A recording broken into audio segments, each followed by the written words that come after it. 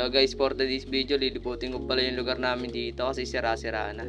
Susulitin ko na nga pala yung lugar namin guys kasi susunod kami naman yung maalis dito. Hanggat di pa kami naalis, susulitin ko na. Ay guys, nakita ko pala yung kaibigan ko dito. Shoutout sa'yo, Tuto. Napaka-pogi mo par. Pasama pala ako sa kanya guys para libutin yung bahay. Okay guys, nandito na nga pala kami. Kita nyo naman guys, sobrang kalat na rito. Pumasok nga pala kami dyan sa isang bahay guys. At kita nyo naman kung gaano kakalat yung bahay. Tsaka sira-sira na nga rin pala yan. Nakakamiss lang pala guys kasi yung dating kinalakihan mo ngayon mawawala na. Binili nga pala ng Chinese tong lugar namin. Gagawin kasi ata itong warehouse. Ayan guys, kita nyo naman sira-sira na yung bahay.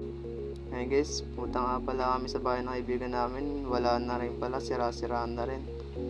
Tsaka wala na nga rin pala natutulog dyan. Sa gabi nga pala, sobrang nakakatakot na.